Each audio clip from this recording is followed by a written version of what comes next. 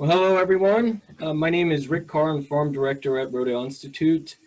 Thank you for joining our webinar today on hog management in pastured systems. I'm joined here with Sarah Major. She is our animal husbandry coordinator, and our other team leaders that we have on this project is Dr. Yuchi Lee at University of Minnesota. She's our project PI. And Dr. Alex Hernandez at Kutztown University.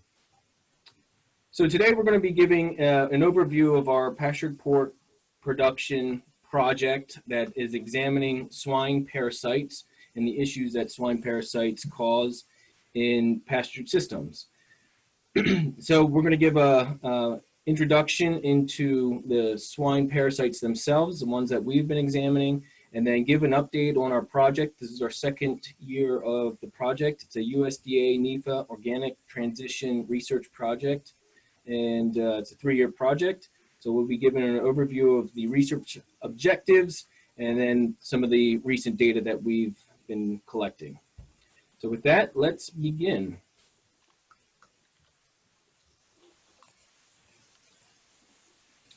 Some housekeeping notes. I do want to mention that this is a 1-hour presentation. Unfortunately, we don't have the time to get into all of the details of pastured pork and management of pigs out there, fence training and pastures themselves. But I will refer to our previous webinar that Shelby Dukes, our former animal husbandry coordinator, that she gave in 2018. So we have the link here that's on our website, and you can also see that in YouTube. So I'd refer you to some of the details of actually pastured pork production. This is a 1-hour presentation, but we are saving about 20 minutes at the end for question and answers. And use the Q&A function at the bottom of the Zoom window. Don't use the chat. We will be monitoring the Q&A box that we have here. We'll be reading back the questions to all the attendees and answering them as best as we can. Next slide.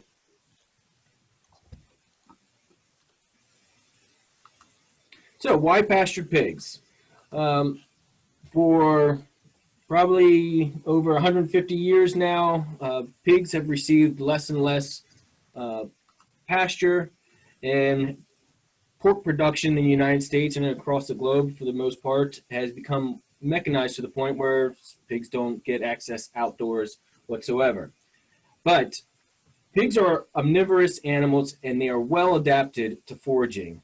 Pigs are survivors. You can put them into any situation, and they will do whatever they can to survive. But if we put them on a pasture and we're raising pigs for pork production, a pasture can provide a diversity of nutrients and supplement grain costs. And it'll also encourage innate behaviors.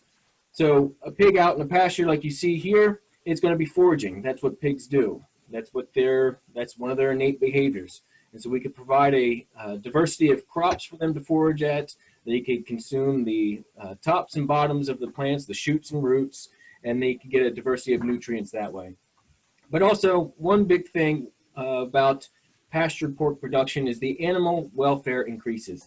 Like I mentioned already, when we're giving them access outdoors, we are allowing them to go through their innate behaviors. We're not suppressing behavior. We're not restricting movement. They're going through their normal social routines, and as a result, the pigs themselves are easier to manage. Next slide. Just an overview of what a pig, the type of pig we have here. Pigs in general, they're monogastric, and they're omnivorous. And so what is monogastric? Basically, it's what you and I have. It's the stomach that is only a single compartment. Pigs have it, chicks, human beings, they're all monogastric. So we require diversity of inputs, and we're not ruminants like a cow is, that it can digest grasses a lot easier, whereas a pig and humans as well, we can't digest that stuff. So we're going after different parts of the plants, and as you can see, or probably imagine, our pasture is not going to look the same as a cattle pasture. Omnivorous, so they're feeding both on animal and vegetable substances. So breeds and management, just certain breeds are more adapted to foraging. A CAFO operation for pork production, that breed is not particularly adapted. At Rodale Institute, we use heritage breeds that are well adapted to foraging, so we can put them out in the pasture. They have good movement, and what we're doing with these pigs when we're out in the pasture, you see in this one, this is pigs that are foraging underneath apple trees, and we're using that for some of our, building that into our apple management plan. Now, when we have pigs outdoors, there's a lot of different systems that you need to recognize. That there are mobile housing units that you can see here. That's where you can move the structure around in your pasture, and you could restrict other areas of the pasture. So if you don't have, it's low cost. So if you don't have the funds for a larger operation that is going to have a centralized feeding operation, kind of like what Rodale Institute has. I think that's on the next slide. Let's see what we have here. Oh, no, just the feeding and watering systems are quite variable. There's a lot of different systems out there. A lot of them are homemade. You can see just basic troughs and watering bowls to homemade ones to purchasable systems. And let's see, pasture management varies from ruminant grazers. So we have a, when we're growing our pasture, we're taking great care to put in a crop that is going to be higher in protein, unlike our grasses. So you can see here, this looks like it's a clover one on the left, and there's two different pasture types there on the right that you can see. I can't quite see what's in each. One of them looks like rapeseed, and the other one's going to be a mix. So we're going to go for more leguminous. That's what we're aiming for, at least, is leguminous crops. There's alfalfa and maybe peas and clover. But it could also vary throughout the season, where we could be putting down, in the fall, we could be putting down radish and turnips and have the pigs go at that all winter long. Next slide. All right.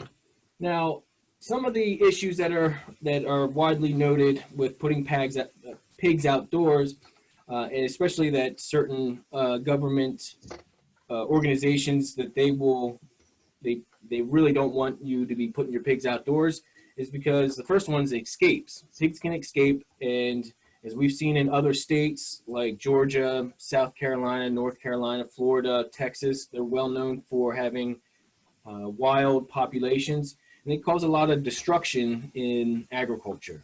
You put pigs into an area, they will eventually root it up, and they could do significant crop damage. And that leads to the environmental damage. Put pigs outside, and they could tear it up. As you can see here, this is just over one weekend at Rodale Institute. And this study here, we were trying to determine how much pasture does a pig consume. And so over a weekend, they got at it, and it was a wet weekend, and they were just tearing up the pasture. So we were unable to answer how much they consumed.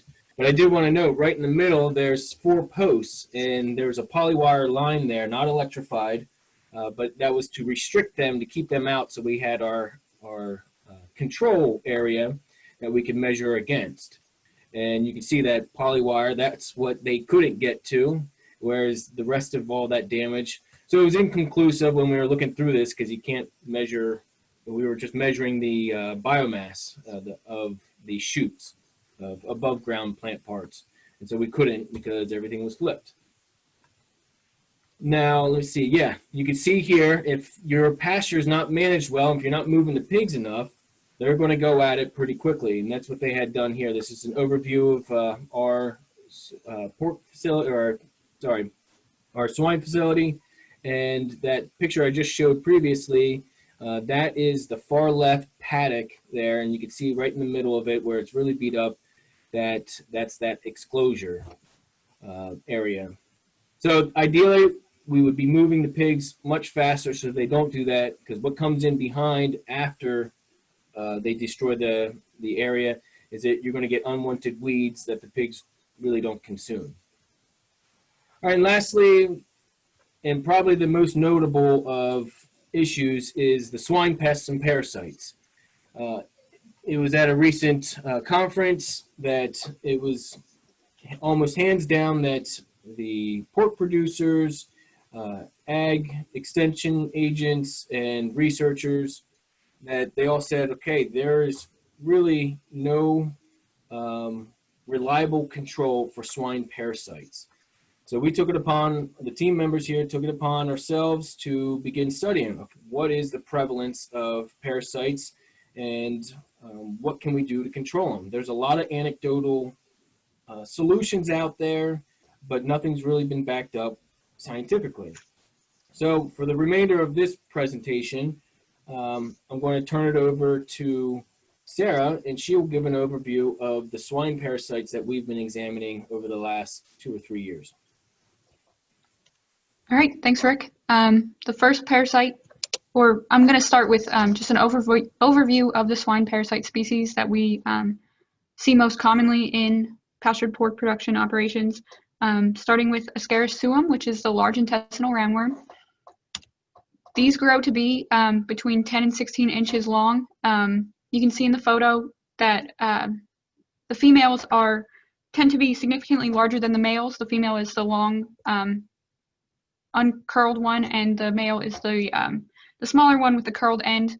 These worms can live 6 to 9 months, and they produce eggs 60 to 80 days after the initial infection. Eggs pass in the feces and they complete development outside around 3 to 4 weeks. This development is strongly temperature dependent, so it occurs at temperatures greater than 59 degrees Fahrenheit. Below 59 degrees Fahrenheit, the eggs won't really develop, or if they do, it'll develop really slowly. And the warmer and moister the environment, the faster that they develop. And these eggs with the larva inside can survive 5 to 11 years in the environment. You can see in the photo of the eggs, they have very thick shells, and these shells make them really resistant to a lot of different chemicals, as well as moisture loss and things like that. Some immunity occurs within the pig, so eventually the pig's immune system tends to catch up and sort of flush these worms out, but the immune response isn't that strong, so reinfection is possible. And a big thing that affects the production of pork, the effect that these worms have, is the liver milk spots. So you can see in the photo of the liver, all of those little white spots are due to the larva traveling through the liver, and it basically leaves these scars that make the liver unable to be used after slaughter.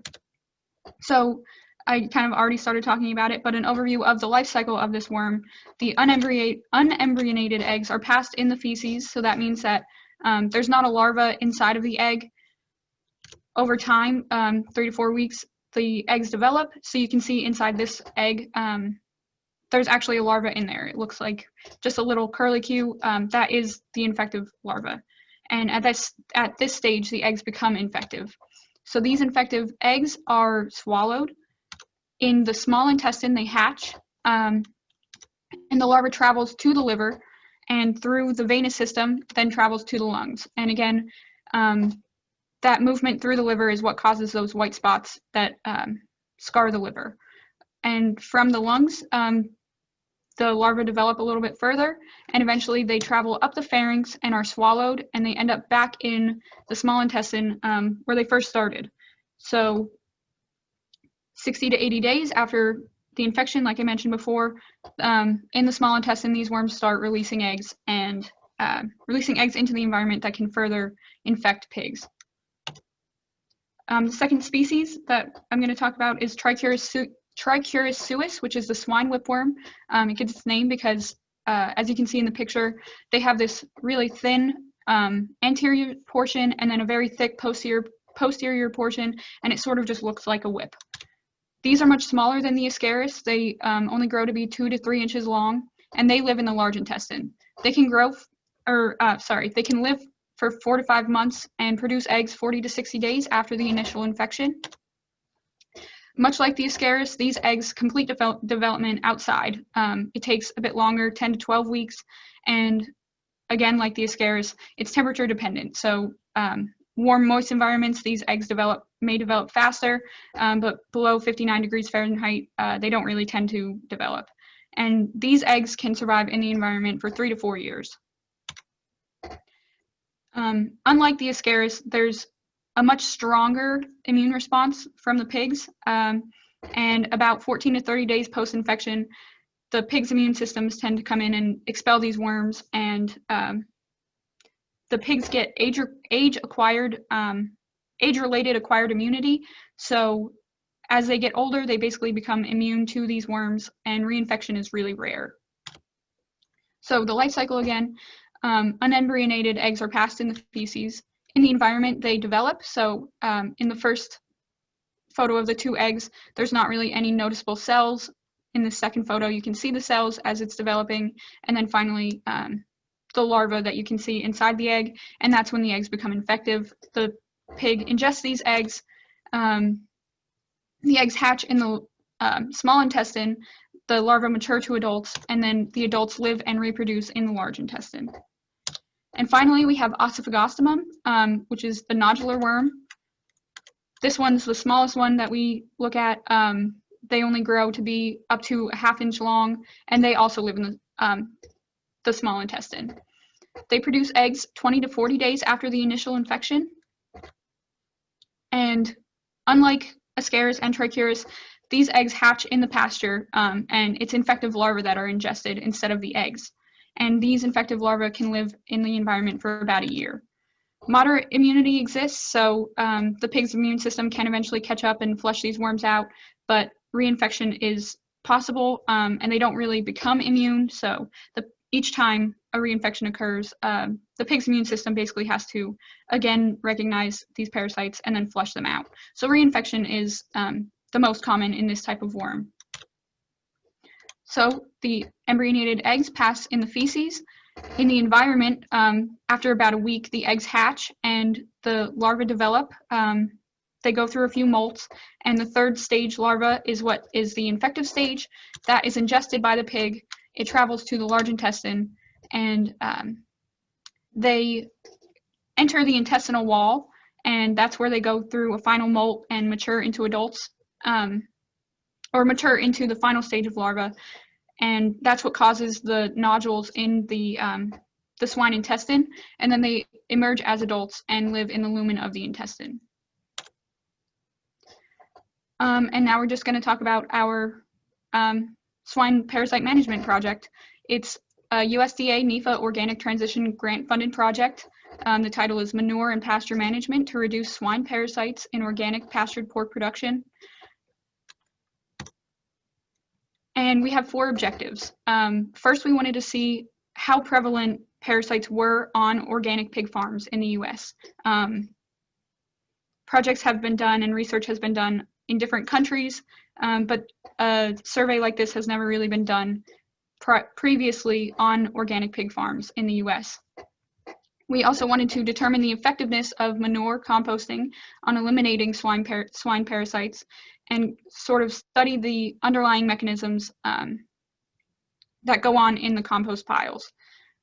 And finally, we wanted to assess biofumigation as an approach to swine parasite control in pastures and see if we could use these biofumigation pastures, graze them with organic pigs, and see if that would reduce the swine parasite contamination. So for objective 1, we did a survey on 9 farms in the United States from 4 different states. These states represent about 30% of national organic pig farms and over 60% of national organic pork sales. So again, 9 farms from Wisconsin, Iowa, Minnesota, and Pennsylvania. And in order for a farm to qualify for the survey, they had to match these criteria. So they at the very least had to have outdoor access, no synthetic or non-organically approved dewormers, and they had to have bedded floors, so no slatted floors or confinement. Fecal bedding and soil samples were collected from 9 different farms, and the fecal samples were categorized based on the age of the pig that they were collected from. So we had gestating sows, feeder or growing pigs, which were between 2 and 4 months old, and then finishing pigs, which were 5 months to market weight. So that could have been 5 months to 8 months, 10 months, however long those pigs were on that farm. And we measured the parasites that I went over previously, so Ascaris suum, Trichuris suis, and Ossifagostomum. This is just showing the number of samples that we collected from each farm and the state that the farm is in. So overall, we collected 185 samples last summer between June and August. Here we have a plot of the prevalence of infection with parasites by farm and state. So this is showing how many pigs on each farm had an infection with at least one type of parasite. So the percent of pigs infected varied obviously by farm, but there wasn't a clear pattern. There wasn't any sort of pattern between the states or between the farms. Some farms had greater prevalence, but overall, the biggest takeaway from this is that every single farm that we studied had at least one species of parasite. And now the prevalence of infection with the parasites themselves. Ascaris was the most commonly seen. Just under 50% of all of the pigs we studied were infected with Ascaris. And then Trichuris and Ossifagostomum were much less common. And now we have the prevalence of infection with parasites by the age group. So again, this is all of the pigs from all of the farms that we collected from. Ascaris was most commonly seen in finishing and growing pigs. It was seen a little bit in breeding sows, but not nearly as much, whereas Ossifagostomum was seen the most in breeding sows. So if a breeding sow had a parasite, it was most likely to be Ossifagostomum. Trichuris and Ossifagostomum were again not as prevalent as Ascaris, but all three were present. And here we have the abundance of infection with parasites by age group. So this is the number of eggs per gram of feces, and Ascaris had significantly more eggs per gram of feces than the other two species. This could partially just be due to its size. An Ascaris female worm can release between 200,000 and a million eggs per day. But again, Ascaris was most commonly seen in growing and finishing pigs.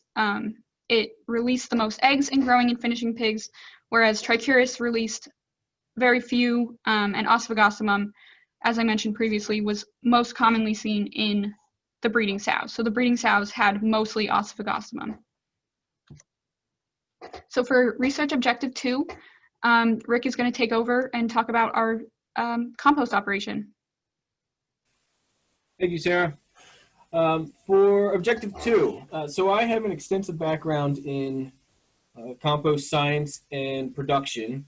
And at Rodale Institute, we have a large-scale composting operations. So that's our compost turner and tractor. We have about 5 to 6 acres dedicated to composting.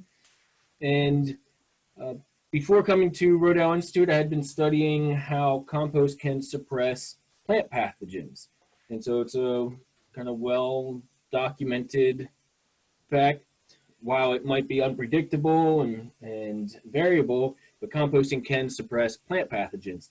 So for me, it was low-hanging fruit in this project to look at, can we compost swine manure bed pack and destroy the eggs and the parasites that way, rather than spreading it directly on the field, which is common practice. And then if we're doing that, spreading the manure just directly into the pasture or into the field, we could be recontaminating our fields with parasites.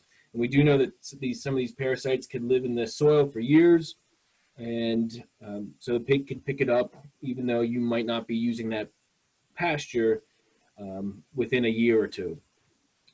So low-hanging fruit, and I predict that temperature is going to be the mechanism for destroying pathogens. So we have 2 trials completed so far. One was done during the winter, beginning January 10th or around that time, and another was done in the summer, around in late June time here. So you're looking at 2 figures here of a time temperature profile. We use eye buttons, little tiny data loggers. We insert those into the piles, and they record the temperature every 4 hours. So that's what you're seeing here. The black line is going to be the ambient air temperature.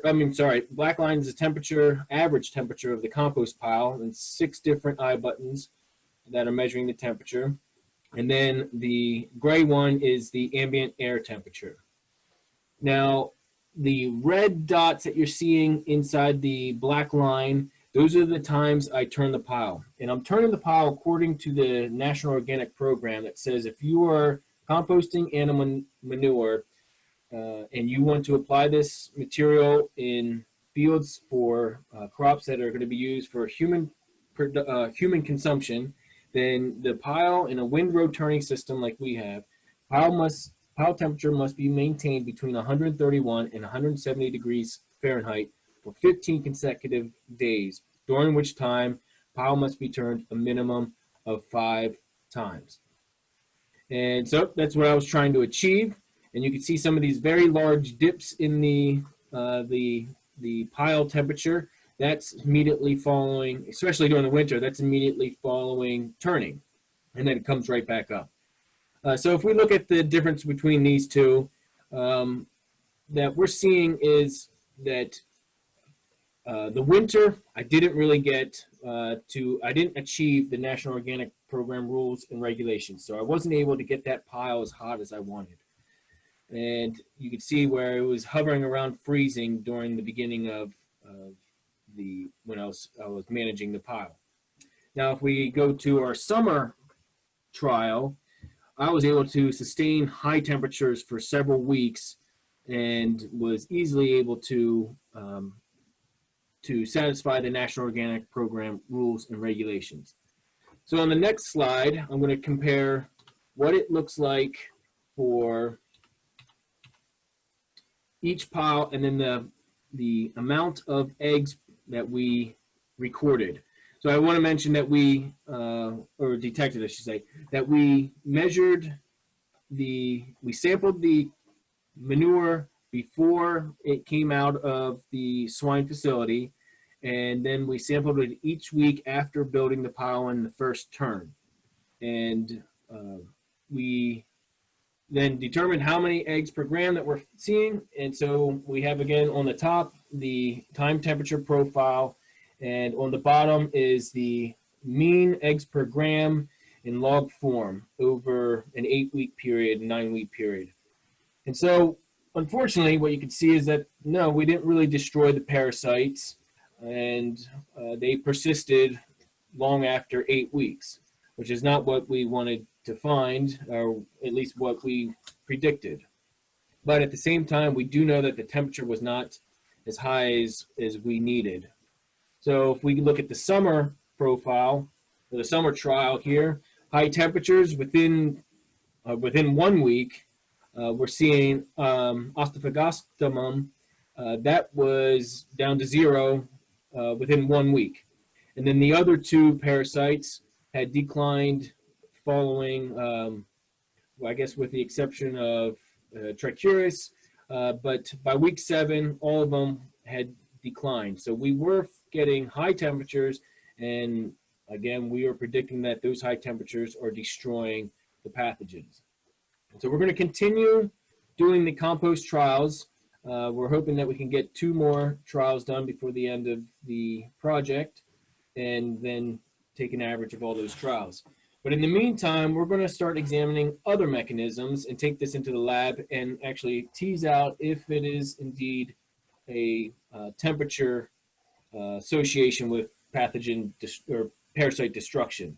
So we're going to conduct bioassays to determine inactivation of eggs in the lab, and we're going to subject eggs, the parasite eggs, at different time and temperature regimes. And then we'll assess the egg viability after we subject them to different time and temperatures. What we would like to do in the future, that's not with this project, is identify if there's other biological mechanisms like antibiosis, where one organism, say a bacterium, could be releasing a toxin that could be destroying pathogens. Because we do know it works with plant pathogens and nematodes, but does this work also with parasites? So that's something that's a little longer term that we'll be examining to really figure out what role composting has with manure management in regards to swine parasites. And now I'll turn it back again to Sarah for the remainder of the presentation. Go ahead, Sarah. Great, thanks, Rick. So for objective 3, we wanted to assess biofumigation as an approach to swine parasite control in pastures. Biofumigation is essentially using a chemical compound produced naturally by plants to fumigate the soil, so essentially to kill everything in the soil. And we wanted to use mustard plants because mustard, when it undergoes tissue damage, it produces isothiocyanate, which is essentially a derivative of cyanide gas or mustard gas. So it's very volatile, and we wanted to see if we could use this gas to kill the parasite eggs in the soil. So we tested yellow mustard, rapeseed, and then as controls we used Alice white clover and ladino clover. In the trial, out in the field, we waited for a stand of yellow mustard. We artificially inoculated an area with fresh pig feces that we had sampled, so we knew an approximate number of eggs per gram of that feces, so we could approximate the number of eggs that we were putting in this area. Then it was mowed with a flail mower, rototilled down to 6 to 8 inches, cultipacked, and it was soil sampled for 4 weeks. Our results were inconclusive due to just some kinks that we have to sort out with our methodology. But while we figure these and improve the protocols, this winter we're going to try a trial in a greenhouse. So we're basically going to be doing the same thing at a much smaller scale. So we will again wait for a stand of yellow mustard, artificially inoculate with fresh swine feces, but instead of mowing it, we'll just trim it by hand. We'll manually mix it into the soil and pack, and then again we will weekly soil sample for 4 weeks. So this will give us some preliminary data and let us know sort of what to expect and what we might see in the field trials that we're going to reattempt next year. So to further use this biofumigation information, we wanted to see if we could put the pigs out on biofumigation pastures and use them to biologically incorporate plant residues into the soil. So we tried in a field separate from pigs, mechanically incorporating these plant residues into the soil, but we wanted to know if having the pigs out on these pastures and expressing their natural behaviors of rooting and trampling the plants, if that was enough to fumigate the soil and reduce swine parasite contamination. So the experimental design, we had a field, a pasture of rapeseed and a pasture of clover. Each pasture was split in half. So there were 2 different pastures of rapeseed and 2 pastures of clover. All 4 pastures were separated into 4 different paddocks that we had 4 different groups of pigs moving through weekly. So pigs spent a week per paddock, and then after the pigs were all moved off, we mechanically incorporated the plant residues into the soil in half of the rapeseed pasture and half of the clover pasture. And now this is just sort of showing how that looked in the actual field. So going out of our hog facility, which is the white rectangle in the middle of the photo, we had those 4 pastures with the 4 different paddocks that we moved pigs through over this summer. Similarly to the field trials for Objective 3, we got inconclusive data, and this winter we're going to be reassessing our protocols and figuring out how we can improve them to get more conclusive data, and we're going to be reattempting in the spring. All right, so we're going to open it up for some questions.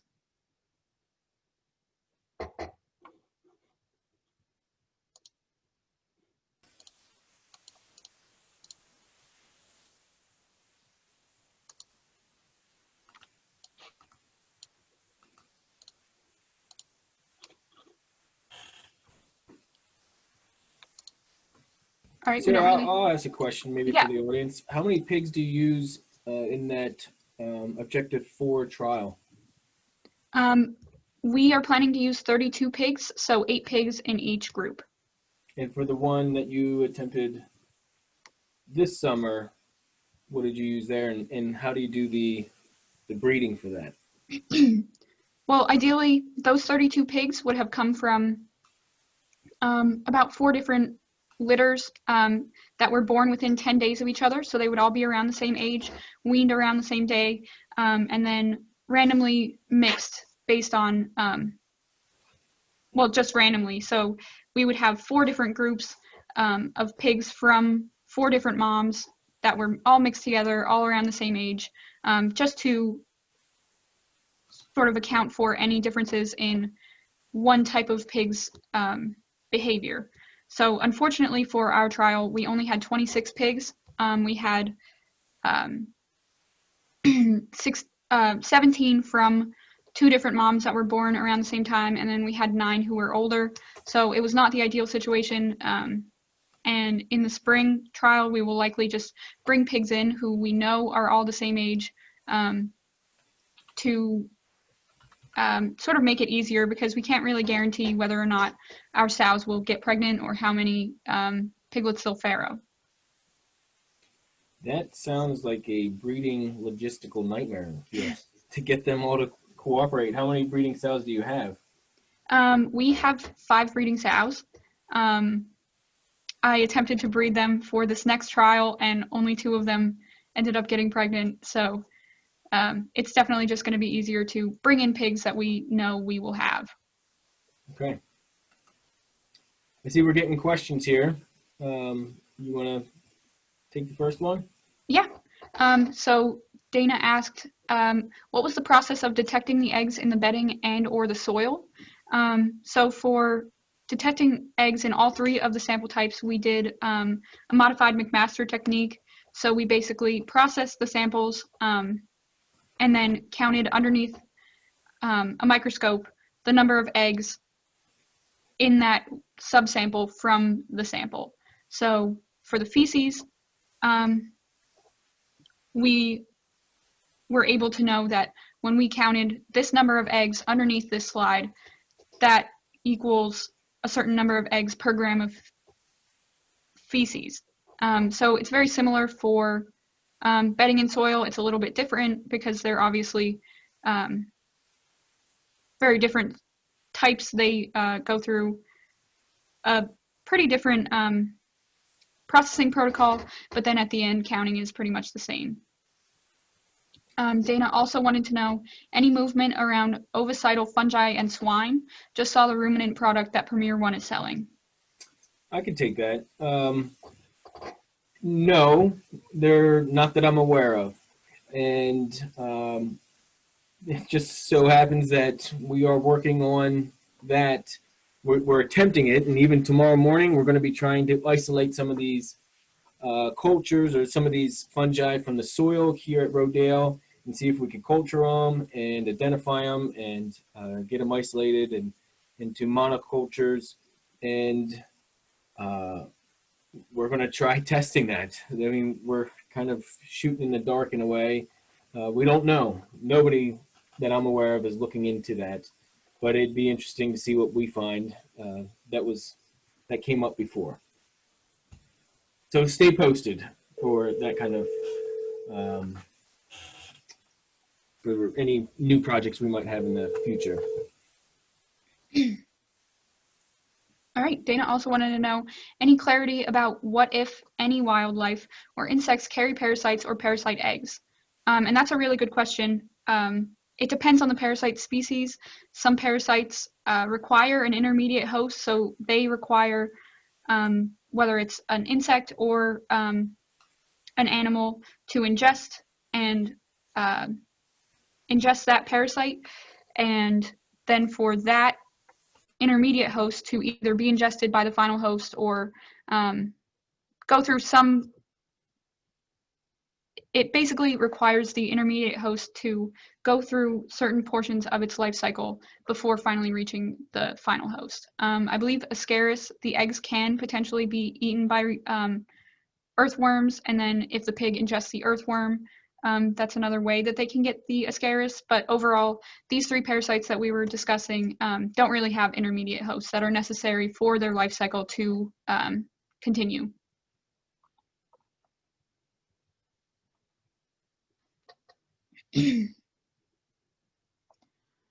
So we have a question, do we have any Kuni pigs in our trial? And that's from McLean's Meadows Veteran Farm. We don't have any Kuni pigs. We used the pigs that we have here at Rodale, which are the Gloucestershire Old Spot, Red Wattle, Large Black, and Tamworth. So basically just mixes of those 4 breeds.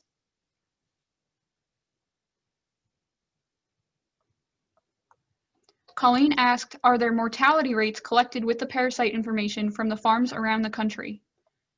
I don't believe we got any mortality rates from the farmers. No, we did not. And as you saw in the data there, that it was surprising for us to see just how widespread every single farm has it. And we're going to continue to sample farms as we are given permission moving forward, just to keep building this data set. And I suspect that most farmers don't know that they have parasites, or they probably believe that that they don't. But as far as mortality rates go, I think it's worth pointing out that these pigs, while pretty much the ones that we're sampling, they're going to have parasites in their feces, and they can survive. They could tolerate a level of parasites. And there's a lot of information that we don't know around this, but they might reach a threshold then they start losing weight, they don't gain anything, and eventually they will, they have to be put down because of just a heavy parasite load that's weakening their immune system. And so, no, we don't have that information, unfortunately, but it's worth noting, and we'll try to collect that as we move forward. All right, Jody asked, do you have specifics on soil depth for sampling? I believe we use a soil core that goes 5 centimeters deep. Is that correct? That is correct. Yeah, okay. 5 centimeters for our soil depth sampling, and that's for parasite sampling. If we're looking at eggs. For everything else, your typical sampling for soil health indicators and that kind of thing is going to be about 20 centimeters. And we do have the capacity to go even down to 1 meter.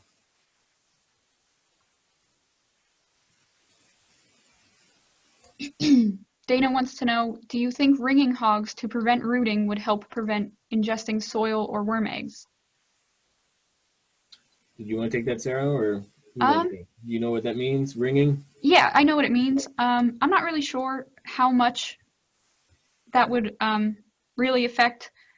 The eggs are also present in the pigs' bedding, pretty much everywhere that the pigs are, where their feces is. So even though they may not be rooting very deep into the soil, if they defecate on a plant, there's potential that the eggs can be on that plant and then they'll further eat that. So the eggs aren't necessarily deep into the soil. It's not necessarily when the pigs are rooting into the soil. It's just wherever they're defecating. If they're infected, then there will likely be eggs in that area. Yeah, I understand there's a need for ringing hogs, but as I mentioned previously, that rooting, that's an innate behavior that you're gonna, if they can't do that, they become stressed, and then chronic stress, it's going to lead to other things can happen, other negative impacts on welfare and the social structure and just their behavior alone. All right, we have a question from Broderick. Are there easy and effective methods for screening pigs for the various parasites? He says, I haven't owned pigs before and my land hasn't had any pigs on it for several decades at least. Were I to get pigs on my property, is it guaranteed they will get some of these parasites? So before putting the pigs out on pasture, you could sample their feces and analyze that to see what parasites they're coming in with.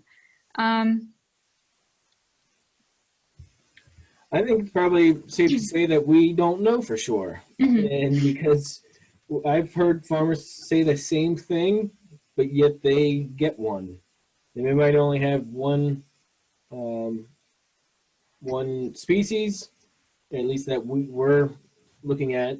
And yeah, I've kind of heard that story before, but there's so much unknowns around swine parasites just because people really haven't been looking at them. They just, dewormers are used heavily in conventional systems. And so a pig could bring it in. It could be just it could be in the pig already when you bring them in, or it could pick it up from the soil. It's really hard to say. That shouldn't stop you though from raising pigs on pasture. I mean, give it a few more years, and we're going to keep looking at how we can manage swine parasites so it makes it a little bit easier and for the producers.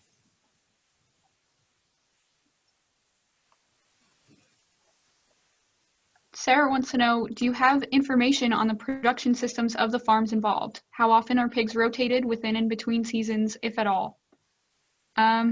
I know that we have data on the acreage of the farm that the pigs have access to, but each farm is very different in how they rotate their pigs and what their pigs are out on. I don't really know that we got into that much detail between the farms.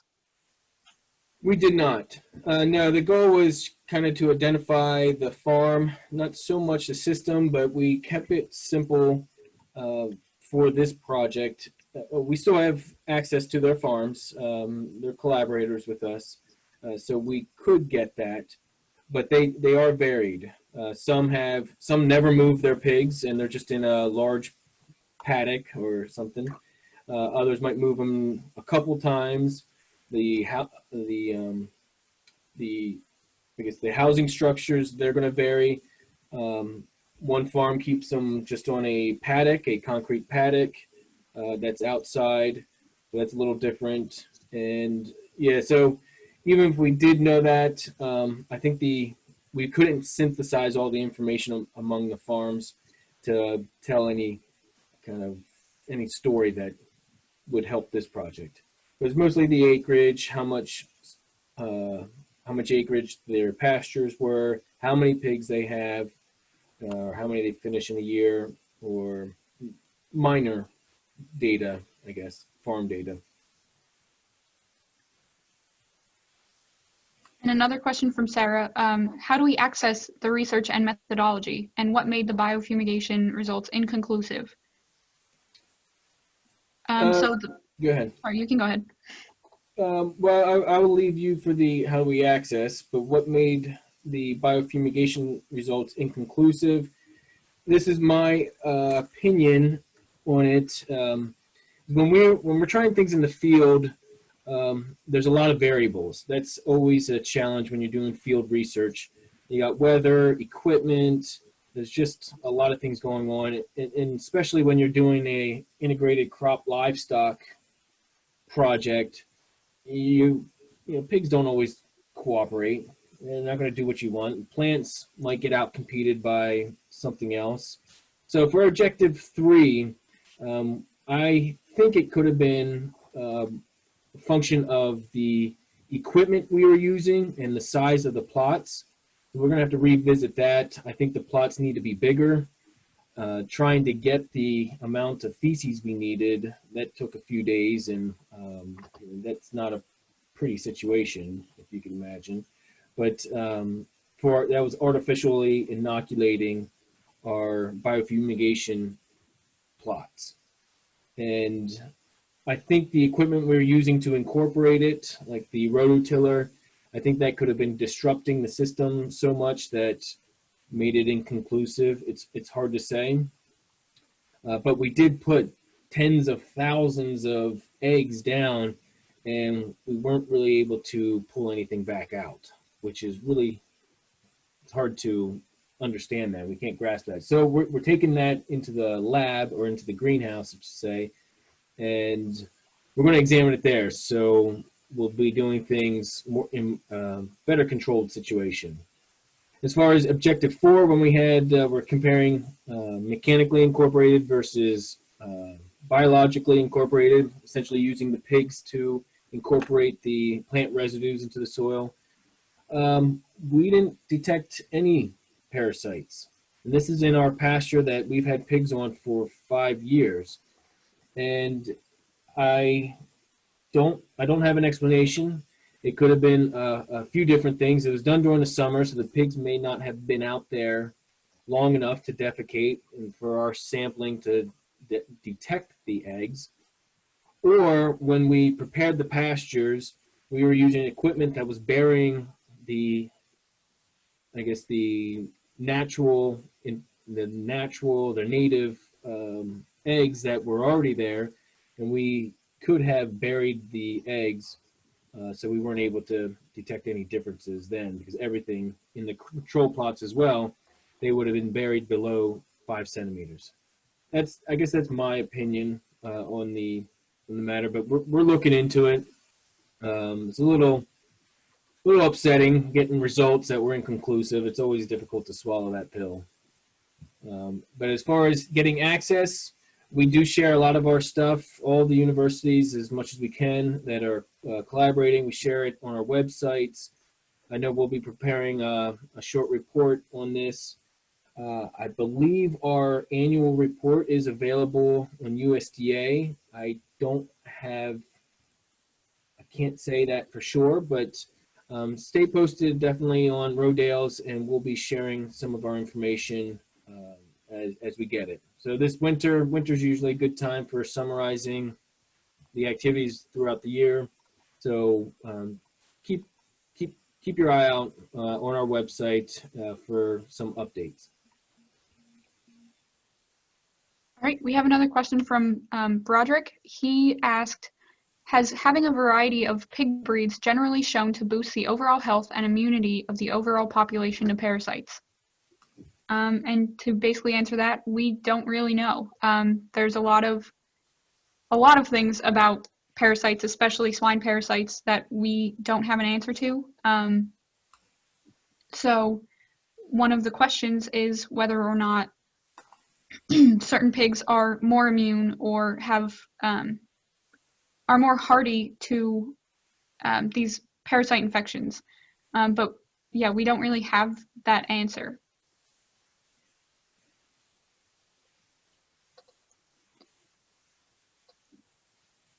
And Dana asked, given that pigs are largely getting infected by ingesting worm eggs and that the eggs last many years in the soil, does your research support the farmers who claim that rotation helps with worm load? In other words, what's the connection between stocking densities and rotations and worm load? I'll take a stab at this one. It is kind of a little embarrassing when we repeatedly say we don't know, because there's really very little information on swine parasites and pastured pork. But as far as connection between stocking densities and rotations, it's hard to say. We did a preliminary trial last year that we did a mobile housing unit, pork production. We put pigs out on a pasture and we moved them each week, or as the pasture dictated before it got destroyed. We moved them throughout the pasture until they were finished. And we sampled before the pigs went onto the pasture, didn't find any parasites. And then we sampled again at the end. We did find some parasites. We did find eggs. And then the following year we sampled as well. And we're going to continue sampling that. And we're going to see if we could detect it. But the following year, before we did any other crop production, it just went back into corn. We sampled, and sure enough, we found eggs in that pasture. So they survived for better part of a year. And so that really doesn't support the idea that you can move pigs around in a pasture into different paddocks and avoid the parasites. Had we put the pigs back on that same pasture, they would have been exposed to what's likely a lower load of parasites, but it's still there. And let me see if there's another part of your question.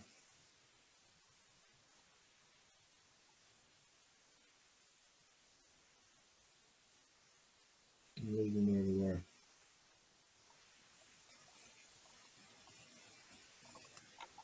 All right, I think I answered it. You can continue, Sarah.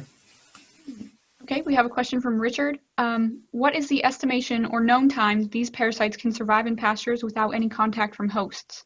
As I sort of mentioned during the overview of these parasites, the Ascaris eggs can survive in the soil for up to 11 years.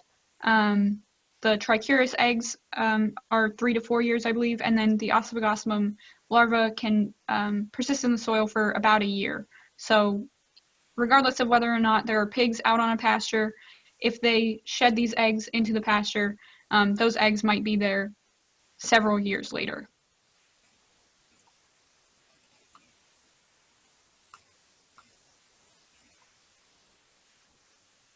And Broderick added to his question about mixing the pig breeds.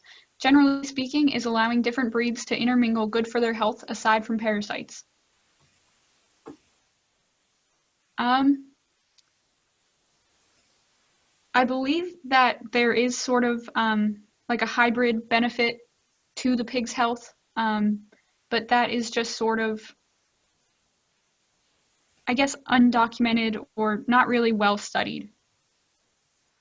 What I've seen just at Rodale, and I'm not, animal specialist, so I can't say. But what was very clear, if the animals are of different sizes, that will be detrimental.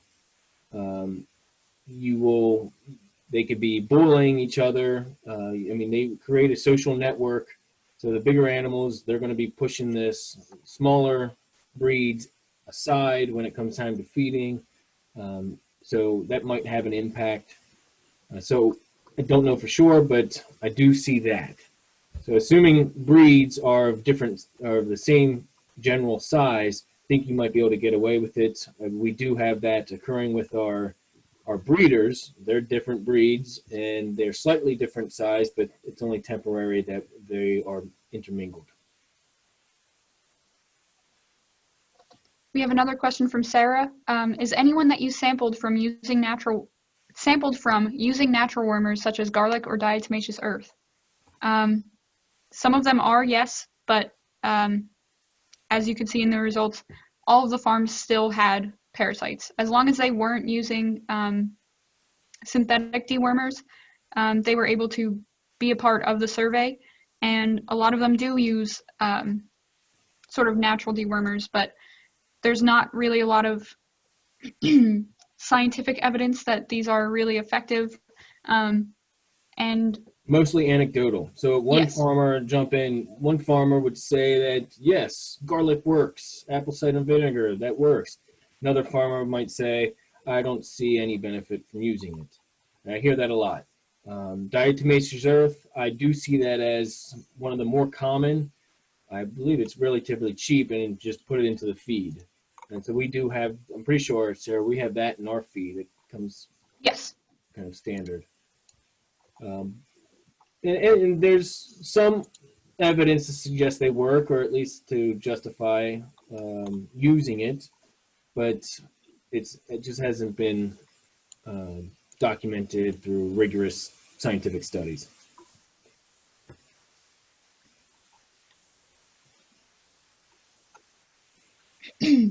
Dana wants to know, is there a reliable way to figure out if a pig is infected with Ascaris before they start laying the eggs that show up in a fecal float?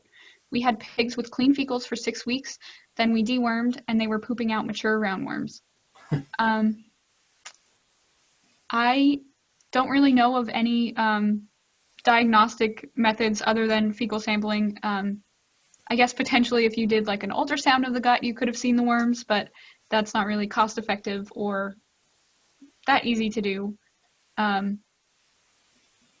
So it's likely that during those 6 weeks when they had clean fecals, those larvae were migrating through the pig and developing, and then finally they just hadn't reached the period when the mature worms were releasing eggs.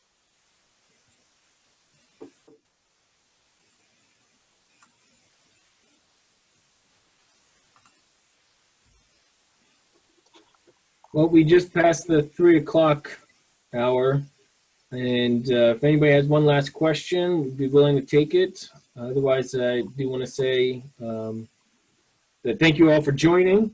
We really appreciate you checking in on our progress on this project, and you're welcome to contact Sarah or I, or our team leaders, or the other team leaders, Yuchi Lee and Alex Hernandez, for other questions. We'd be happy to answer them. I don't know, Sarah, did any other questions pop up? We still have a couple other questions. I don't know if you want to answer them. Yeah, let's go ahead. And if there's still people, yeah, we still have 18 participants, so let's keep going. Okay. Yeah. Richard asked, have you referenced any studies from Europe, particularly Italy, Spain, and France, about parasite pressure on their pastured pigs? I've read several papers, but I don't know exactly where they came from. I know that some of the papers, sort of like I mentioned at the sort of middle of this presentation, not a lot of this research has been done in the US, but some of it has been done over in Europe. So I think we probably went over some of these European studies, but I don't know to what degree. If you, Richard, if you contact me, email me directly, that my email address is up there. I could send you a lot of the literature that I have in PDF form if you're interested. Broderick asked, have there been any studies done looking at how long parasite eggs last in varying soil conditions with different agricultural practices, or will the eggs continue to survive mostly regardless of conditions?